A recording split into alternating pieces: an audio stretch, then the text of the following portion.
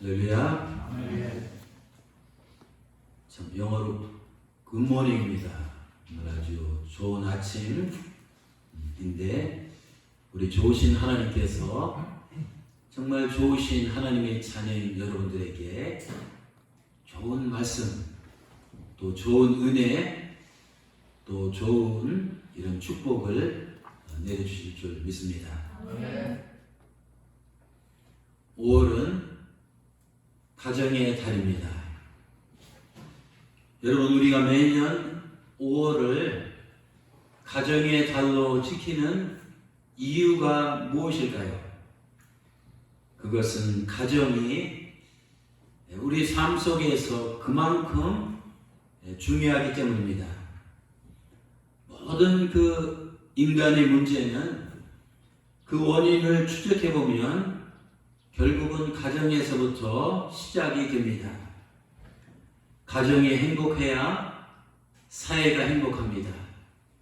또 가정이 건강해야 사회가 건강합니다. 또 가정이 바로 서야 이 사회가 바로 서는 것을 보게 됩니다. 마찬가지로 가정이 침울하고 문제가 있고 불행하면 사회가 또 불행해집니다. 또 가정이 병들면 사회가 병듭니다. 가정이 무너지기 시작하면 결국 사회가 무너지는 것을 보게 됩니다. 가정은 이 세상을 떠받치고 있는 기둥이요 중심축입니다. 때문에 가정의 중요성은 아무리 강조해도 지나치지 않습니다.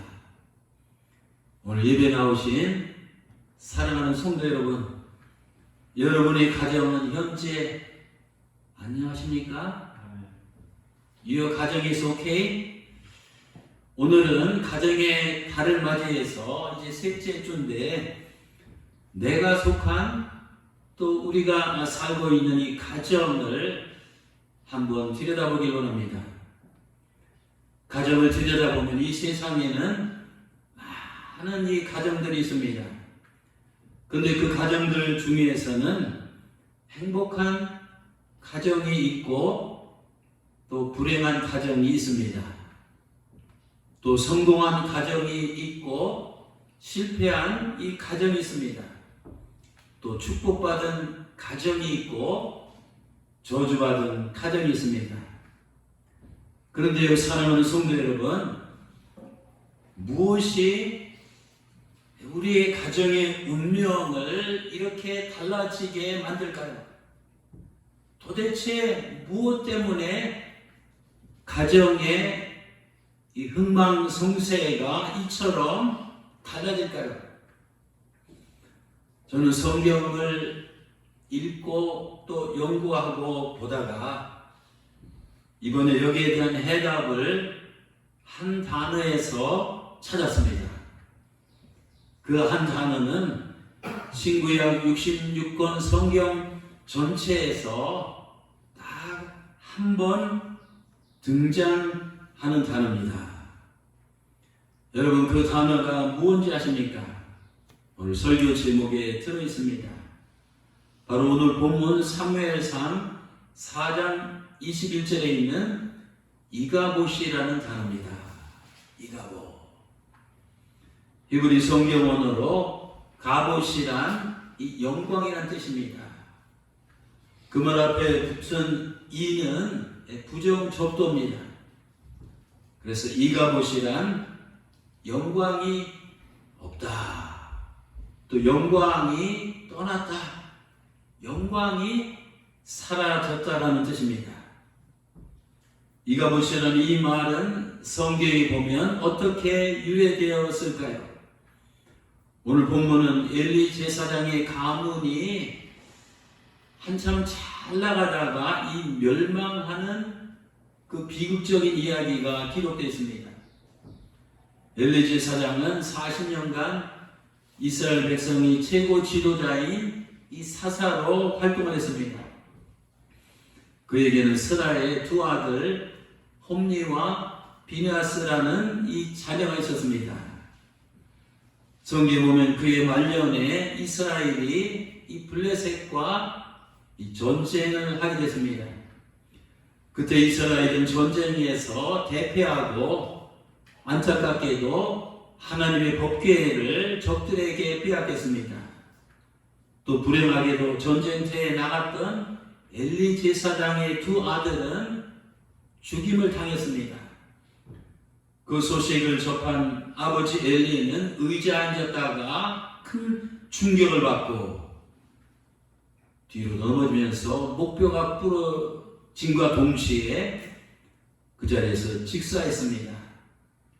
그때 마침 엘리 둘째 며느리가 해산 날이 다 되었을 때입니다. 그녀는 하나님의 법궤가 블레셋 사람에게 빼앗긴 것과 시아버지와 특별히 남편의 사망 소식을 이제 듣고 이 엄청난 충격을 받았습니다. 그 충격 속에서 아이를 낳다가 그만 죽었습니다. 그녀는 죽는 순간에 자기가 낳은 아들의 이름을 이가봇이라고 부르면서 이제 눈을 감았습니다. 이가봇이라는 아기가 태어났을 때 어머니도 죽고 아버지도 죽고 할아버지도 죽었습니다. 그 아이는 실로 이 비극의 현장 한복판에 던져졌습니다. 여러분, 이가봇은 한마디로 말씀드리면 이 하나님의 영광, the glory of God, 이 하나님의 영광이 떠났다는 뜻입니다. 하나님께서는 둘째 며느리의 입을 통해서 엘리 제사장의 가정에 자신의 영광이, 자신의 은혜가, 자신의 거룩한 영이, 자신의 이 손이 더 이상 함께하지 않겠다는 사실을 선언했습니다. 사랑하는 성도 여러분, 하나님의 영광이 머물렀을 때 엘리 제사장의 가정은 흥했지만 하나님의 영광이 떠났을 때 그의 가정은 몰락했습니다. 그러면 한때 하나님의 영광으로 이 가득했던 엘리 제사장의 가정에서 도대체 무엇 때문에 하나님의 영광이 떠나게 되었을까요? 그 이유가 무엇인 줄 아십니까? 성경은 그 이유가 바로 엘리 제사장 이 가정의 죄악 때문이라고 명시하고 있습니다. 그 가정은 하나님 앞에서 어떤 죄악들을 범했습니까? 사무엘상 2장 12절에서 17절에 보면 엘리 제사장의 이 죄와 악의 실상을 이렇게 낱낱이 기록하고 있습니다. 엘리의 아들들은 불량배였다. 그냥 약간 빗나간 것이 아니라 성경에 저 정도로 명시할 정도면 아주 굉장히 이 악한 이 아이들이었습니다. 그들은 여호와를 두렵게 여기지도 아니었고 거룩한 이 제사법에 관한 규정도 무시하였다.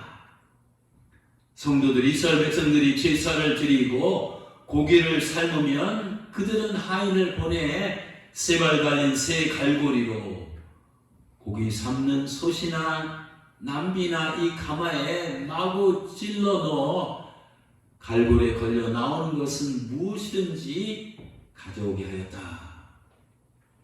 그들이 실로에서 제사를 드리러 오는 모든 이스라엘 사람들에게 이런 무례한 짓을 끊임없이 하였다. 이뿐만 아니라 그 하인은 제단의 제물의 이 기름을 이 사람들이 태우기 전에 와서 우리 엘리 제사장은 이 삶은 고기를 원치 않는다고 하면서 제사장이 구워 먹을 이 날고기를 달라고 강요했다.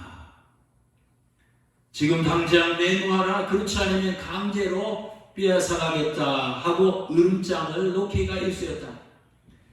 엘리의 아들들이 짓는 이 죄가 여호와 하나님께서 보시기에 매우 컸던 것은 그들이 무엇보다도 거룩한 하나님께 드리는 이 백성들이 제사를 짓밟고 능멸하고 멸시하였기 때문이었다.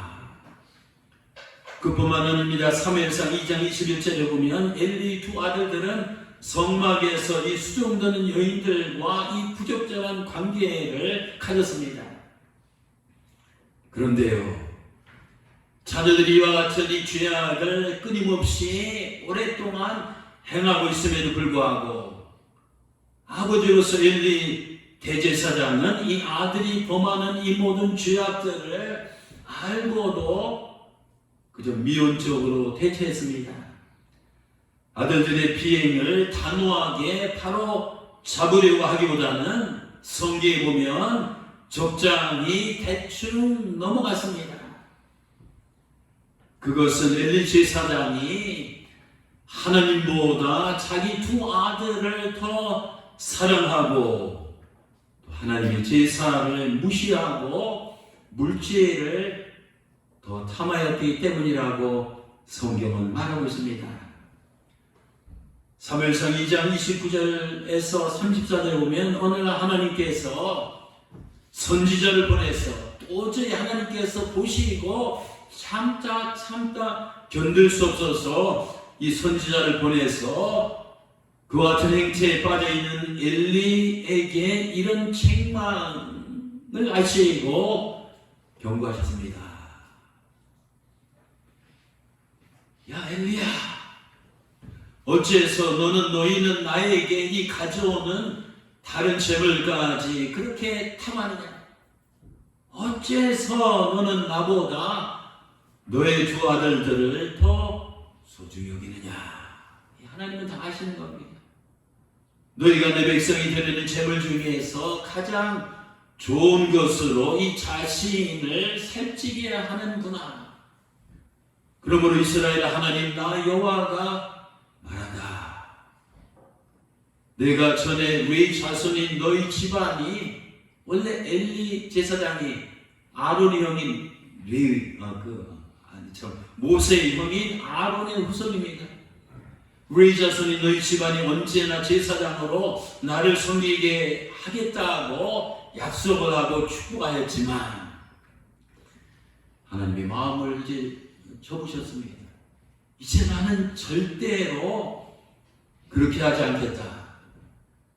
그 다음 말이 정말 우리가 새겨질 말입니다.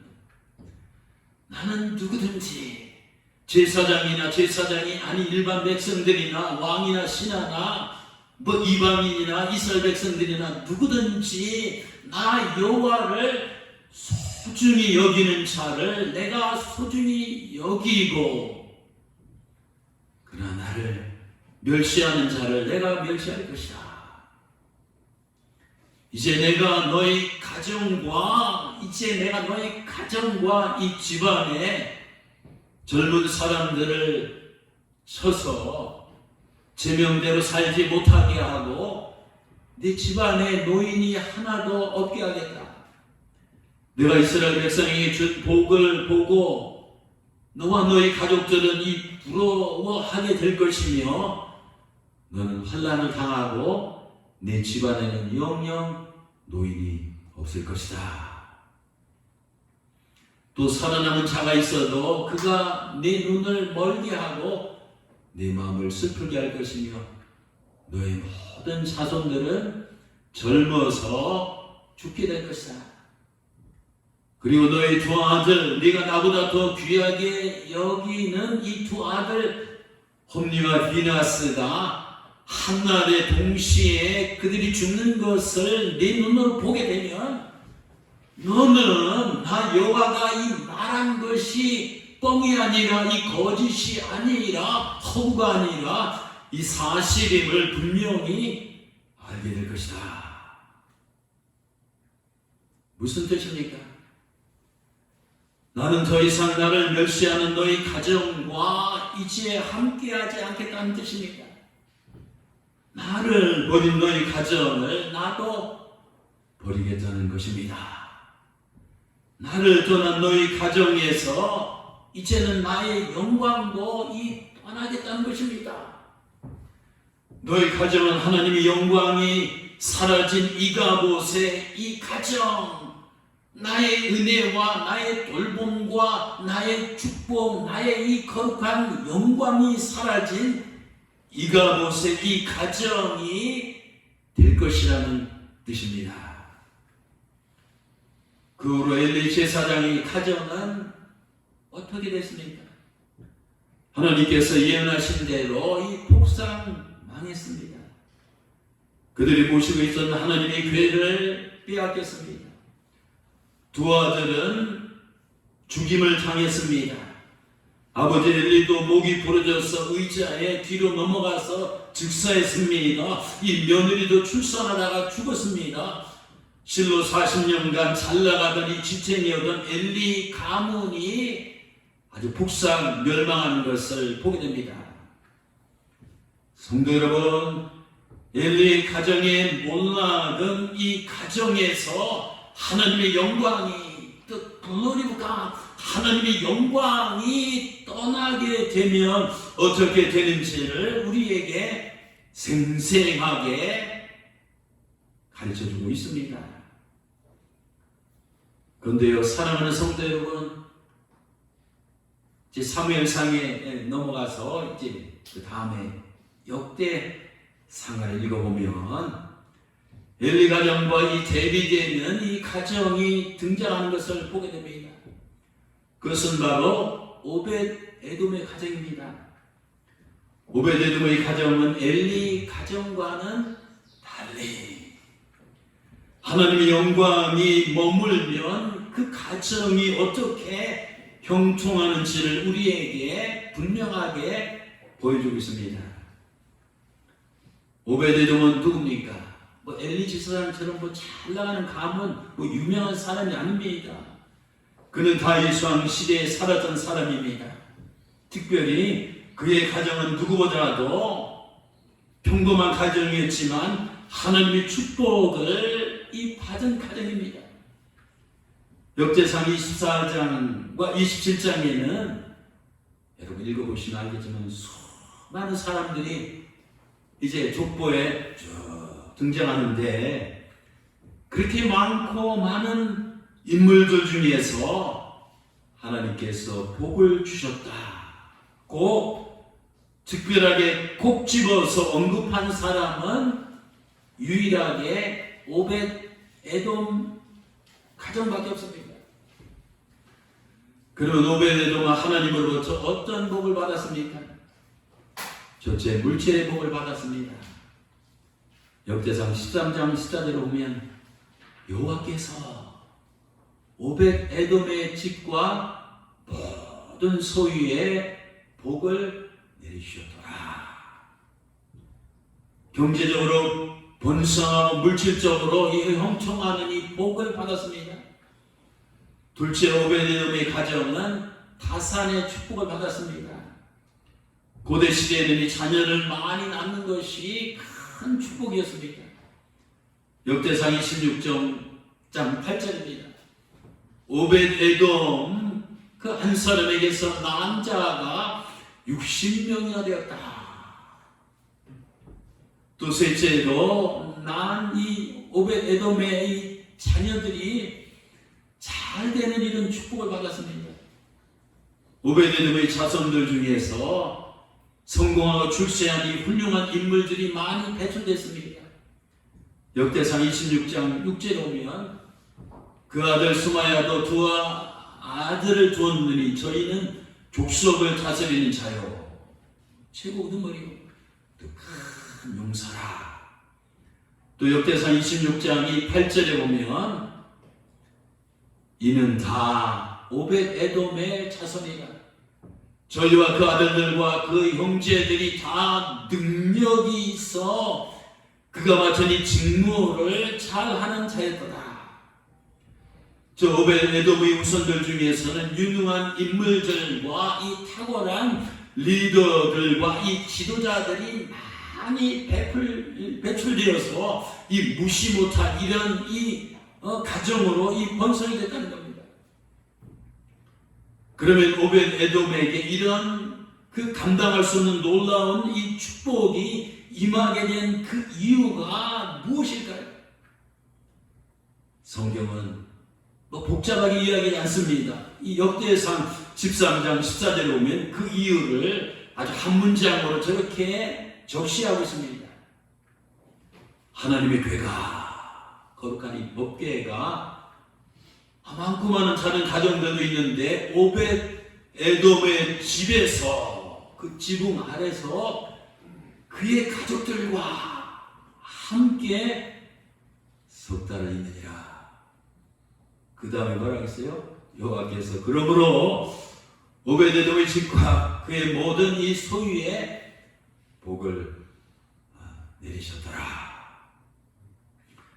여러분, 다윗이 법궤를 수레에 싣고 이제 다윗성으로 옮겨갈 때 성경에 보면 나곤의 타작 마당에서 원래 법궤는 레이지의 손이 지고 가야 되거든요. 근데 수레에 싣고 가기 때문에 이 소들이 막 뛰었어요. 하나님 뜻이 아니니까. 그때 법궤가 수레에서 저렇게 막 떨어지려고 하자 우사가 이 궤를 붙잡았습니다. 그 순간 하나님께서 우사를 치시사 우사가 그 궤 곁에서 즉사했습니다. 사람들은 그 장면을 보고 막 기겁을 했습니다. 그 광경을 옆에서 보던 다윗도 법궤를 다윗성에 당장 옮겨가기를 이제 두려워하고 주저했습니다. 그런 상황에서 이 법궤를 다윗성에 옮겨가기 전에 한시적으로 일정 기간 동안 누군가가 이 하나님의 법궤를 모셔야만 했습니다. 하지만 사람들은 법궤 근처에 접근하는 것조차 두려워했습니다. 잘못하는 우사처럼 즉사할 수 있기 때문입니다. 저 하나님의 법궤를 놓고 길에서 서로 두려워하며 눈치를 보고 있을 때 저 법궤를 자기 집에 모시겠다고 손들고 이 자청한 사람이 그 많은 사람들 중에서 바로 오벳 에돔입니다. 오벳 에돔은 오케이, 죽으면 죽으리라는 이 각오로 하나님의 이 법궤를 집안에 모셔드린 겁니다. 그는 자기 목숨과 자기 가족 모두의 목숨을 내걸고 이 하나님의 법궤를 이 가정에 모셔드리기로 작심하고 이 결단하고 행동해 옮겼습니다. 만일 그의 아내가 이 사실을 알았다면 어떤 반응을 보였을까요? 당신이 미쳐서 우리 가족을 다 그냥 죽게 할 셈이야, 이렇게 바가지를 긁었을지도 모릅니다. 또 자녀들은 어떤 반응을 보냈을까요? 아버지, 아이 크레이지, 정신 나갔어요. 우리 죽으면 다 어떻게 해요? 이 법궤를 어떻게 우리 가정에? 안 됩니다. NO! 이렇게 극렬하게 이 반대를 했을지도 모릅니다. 이런 상황에서 오벳 에돔은 대단한 용기와 이 강한 믿음이 없으면 좀 무시무시한 이 하나님의 법궤를 자기 집안에 드리는 그런 결단을 내리기가 결코 쉽지 않았을 것입니다. 하지만 하나님의 사람, 믿음의 사람, 성령의 사람 오벳 에돔은 오케이, 법궤를 다른 사람이 다 두려워하지만 내 가정에 들여놓기로 결단했습니다. 그 결과 어떻게 했습니까? 죽고자 하는 자는 살 것이고 하나님을 위해서 망하고자 하는 자는 하나님께서 흥하게 하십니다. 하나님을 위해서 내가 실패하고자 하는 자는 하나님께서 성공하게 하십니다. 법궤를 오벳 에돔이 집안에 모셔드리고 그와 그의 모든 가족들이 함께 생활을 했는데 그 다음에 어떻게 됐습니까? 그로 인해서 그것 때문에 그때부터 오벳 에돔의 이 가정이 감당할 수 없는 하나님의 이 엄청난 놀라운 이 축복을 하게 됐습니다. 그의 후손이 형통하고 그의 가문이 번성했습니다. 그런데 여러분, 오벳 에돔이 할 일은, 그 당시 한 일은 그저 하나님의 법궤를 이 가정에 모신 일밖에 없습니다.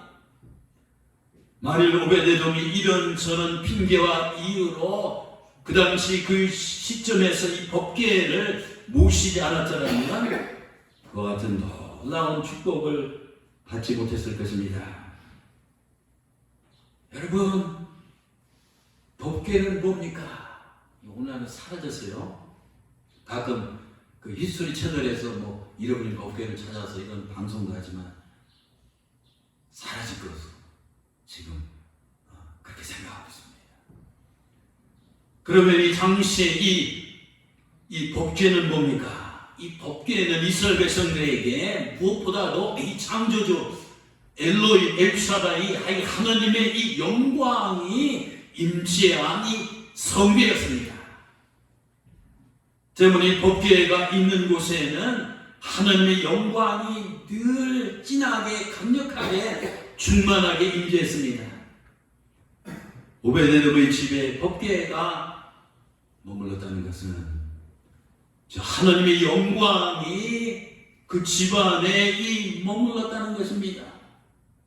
엘리 가정은 법궤를 빼앗겼습니다. 하나님의 영광이 떠났습니다. 때문에 이가봇의 이 저주를 받았습니다. 하지만 오베데돔의 가정은 이 법궤를 모셨습니다. 하나님의 영광이 머물렀습니다. 이가봇이 아니라 가봇의 이 축복을 받았습니다. 성도 여러분, 우리 가정이 행복하고 우리 가족이 형통하며 우리 집안이 축복받기를 원하십니까? 그렇다면 엘리의 가정처럼 하나님의 영광이 떠난 이가봇의 가정이 아니라 오벳에돔의 가정처럼 법궤를 모시고 하나님의 영광이 머무는 이 가봇의 가정이 되어야 될 줄 믿습니다. 제가 우리 안식하고 38년을 살았는데요.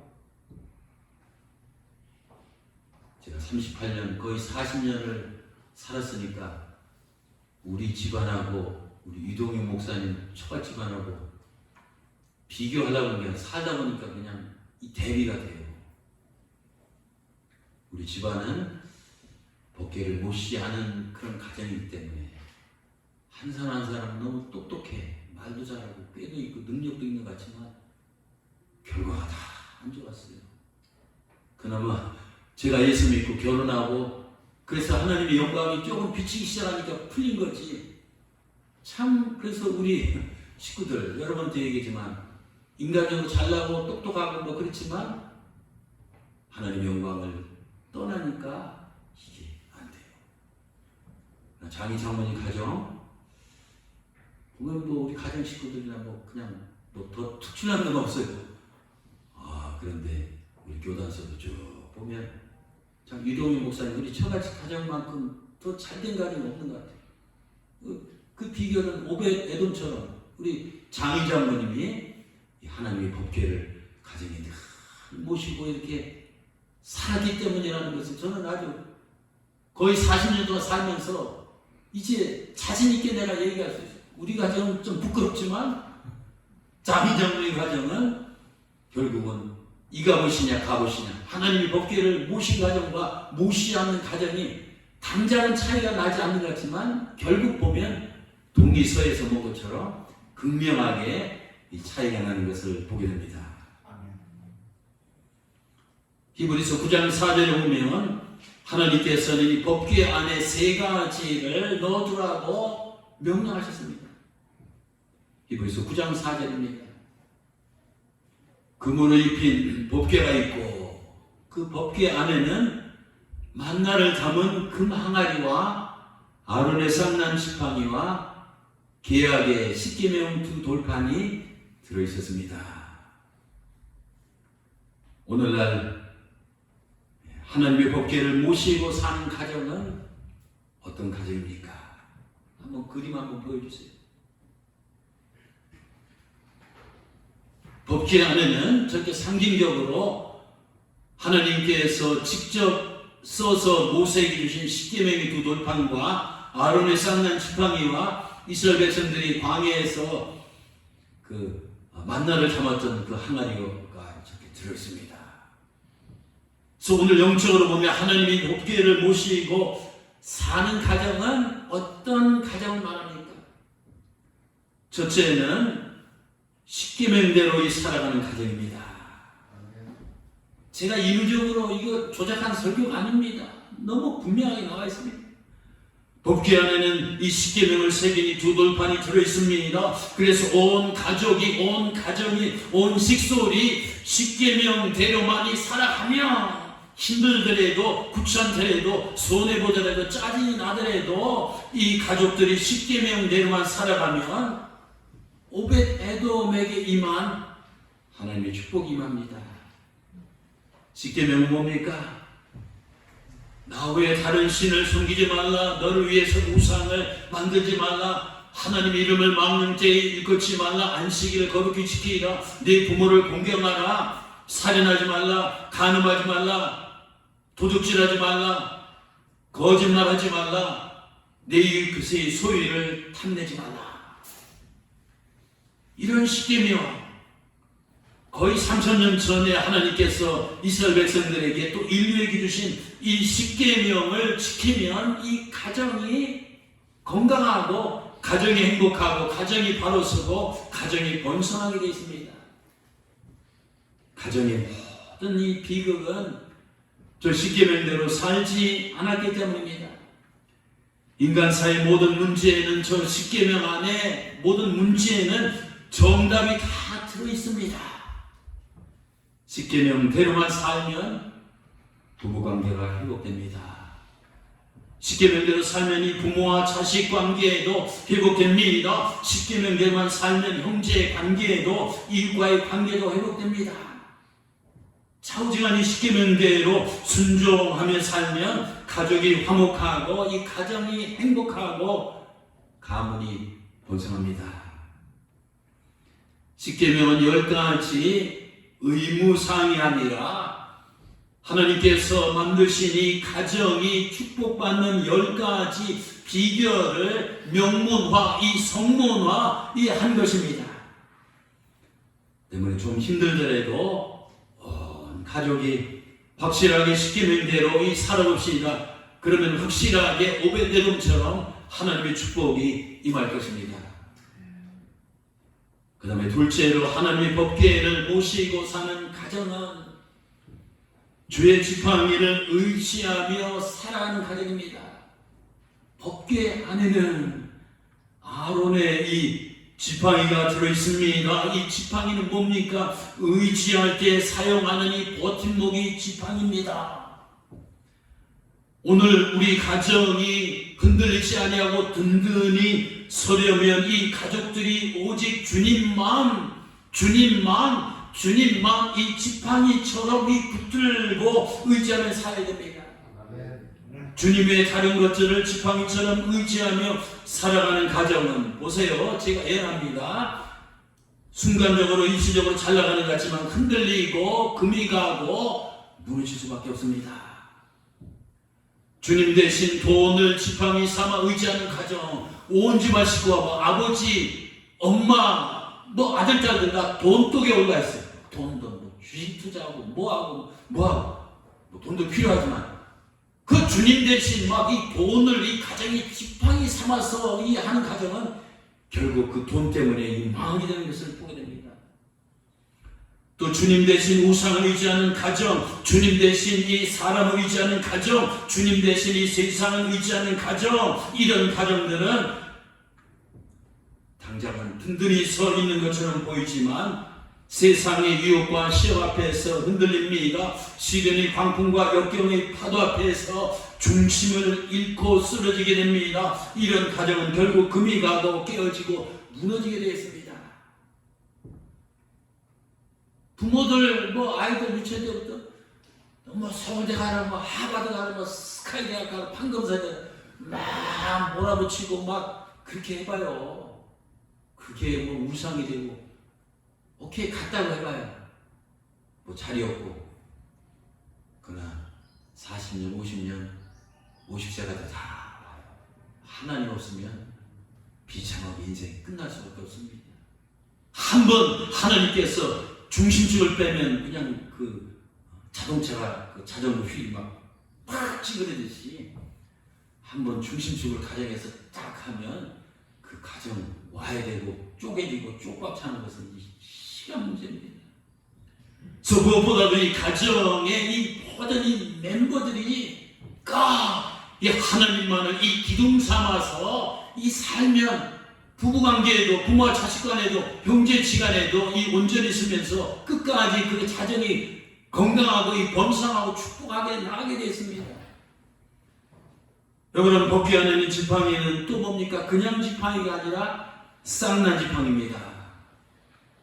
원래 지팡이는 싹이 날 수가 없습니다. 하지만 하나님의 능력으로 이 싹이 났습니다. 이처럼 마른 막대기 뒤에 이 싹이 나듯이 현재 우리 가정이 마른 막대기 같이 부족하고 연약하고 메마르고 힘든 것 같지만 하나님을 이 기둥 삼아서 의지하면 그 가정은 평안히 싹이 나고 행복의 꽃이 피고 축복의 열매가 맺힙니다. 마지막 세 번째로 하나님의 법궤를 모시고 사는 가정은 하나님의 말씀을 먹으며 살아가는 가정입니다. 광야에서 40년 동안 이스라엘 백성들은 일용할 양식으로 하나님이 주시는 이 만나를 먹었습니다. 40년 동안. 그 법궤 안에는 그 만나를 담아두었던 항아리가 들어있었습니다. 오늘날 만나 항아리는 영의 양식인 이 말씀의 항아리를 뜻합니다. 예수님께서 마태복음 4장 4절에서 이렇게 말씀하셨습니다. 사람이 인간이 호모사피언스 사람이 인간이 이 떡으로만 살 것이 아니야. 떡이면 다 될 것 같지만 아니야. 하나님의 입으로부터 나오는 이 창조주 하나님 여호와의 입으로부터 나오는 이 살아있는 말씀이 있어야만 이 산다고 분명히 강조하셨습니다. 복 있는 가정은 이 말씀의 항아리에서 이 가족들이 날마다 하나님 말씀을 먹고 묵상하고 암송하고 실천하며 이 살아가는 가정입니다. 하나님 말씀이 닫혀있는 가정에는 축복의 문이 열리지 않습니다. 여러분, 가정에서 아버지 손에 성경 말씀이 들려져 있어야 됩니다. 어머니 눈은 성경 말씀을 향해야 됩니다. 아들이 입에서는 성경 말씀이 나와야 됩니다. 딸의 귀에서는 이 성경 말씀이 들려져야 됩니다. 하지만 가정 식구들이 하나님 말씀을 삼하는 대신 TV를 항상 즐거워하며 인터넷을 주야로 묵상하며 스마트폰을 언제나 떠나지 않는다면 이런 가정은 고난합니다. 시편 1편 1절에서 3절입니다. 복 있는 사람은 복 있는 사람의 가정은 악인들이 꾀를 따르지 아니하며 죄인들에게 서지 아니하며 오만한 자의 자리에 앉지 아니하고 오직 여호와 율법을 하나님의 이 말씀을 여호와 율법을 이 즐거워하며 여러분 가정 식구들이 하나님 말씀을 보고 예배드리며 하나님 말씀을 큐티 나누면서 이 즐거워하는 가정이 얼마나 되겠어요? 여호와 율법을 즐거워하여 그 율법을 주야로 묵상하는 자로다. 그의 가정은 시냇가에 심은 나무가 철을 따라 열매를 맺으며 그 잎사귀가 마르지 아니한 같으니 그 가정이 하는 모든 일이 다 형통하리로다. 아멘. 제 말씀을 정리하겠습니다. 세계적 2차 대전 때 유대인들은 자기들이 살던 지역에서 추방당해서 집을 잃고 이리저리 쫓겨다녔습니다. 2000년 이상. 또 유럽 히틀러가 이 정권을 잡았을 때 유대인들은 사회 쓰레기 같은 이 세균 같은 코로나19 같은 그러한 이런 존재들이었습니다. 이렇게 처량하게 유랑하는 이 유대인들에게 한 독일 사람이 이런 질문을 던졌습니다. 우리들은 집이 있는데 당신 유대인들은 이리저리 쫓겨다니느라고 집이 없으니 얼마나 불행합니까? 맞는 얘기 아닙니까? 이때 유대인이 이렇게 대답했습니다. 아닙니다. 아닙니다. 우리는 행복합니다. we are happy. 왜냐하면 우리는 집은 없어도 행복한 가정이 있습니다. 무슨 뜻입니까? 유대인들은 비록 이 집을 잃어버렸지만 법궤와 함께하는 이 가정은 잃어버리지 않았습니다. 그렇습니다. 그들은 가는 곳마다 십계명을 잊어버리지 않았습니다. 주의 지팡이를 잃어버리지 않았습니다. 율법 말씀의 이 항아리를 잃어버리지 않았습니다. 2000년 동안 유랑하며 전 세계를 떠돌아다녔던 유대인들이 지금 중동 땅에서 어엿한 국가를 세우고, 생각해보세요. 2000년 동안 흩어진 민족이 어떻게 그런 나라를 세울 수가 있어요? 이건 불가능한 겁니다. 인간의 힘은 불가능한 겁니다. 어엿한 국가를 세우고, 지금 세계 언론, 정치, 경제, 과학, 문화, 교육을 움직이는 이 부강한 무시 못할 이 민족으로 비상하고 이 부상한 비결은 바로 법궤와 함께하는 이 가정, 이 법궤와 함께하는 가정, 법궤와 함께하는 이 가정을 잊어버리지 않았기 때문입니다. 비록 그들은 집과 고향은 떠났지만 하나님의 영광이 그들을 떠나지 않았기 때문입니다. 오늘 이 자리에 계신 분들에게 묻겠습니다. 여러분의 가정은 엘리 가정처럼 하나님의 영광이 떠난 이가봇의 가정은 아닙니까? 아니면 오벳에돔의 가정처럼 법궤를 모시고 온 식구가 하나님의 영광 가운데 살아가는 영적인 이 가정으로 살고 계십니까? 잃어버린 가정의 평화, 잃어버린 가정의 행복, 잃어버린 이 가정의 축복을 되찾는 길은 잃어버린 법궤를 다시 되찾는 길입니다. 여기 부모님들, 엄마, 아빠 다 가정들 있는데 이 시간 결심하시기 바랍니다. 오늘부터 이 말씀을 듣고 우리 가정은 나부터 십계명대로 살겠습니다. 나부터 우리 가정은 오직 주의 지팡이만 의지하며 살겠습니다. 이제부터 우리 가정은 나부터 하나님 말씀을 매일 먹으며 살겠습니다. 이런 결단을 내리시고 그렇게 밀고 나가세요.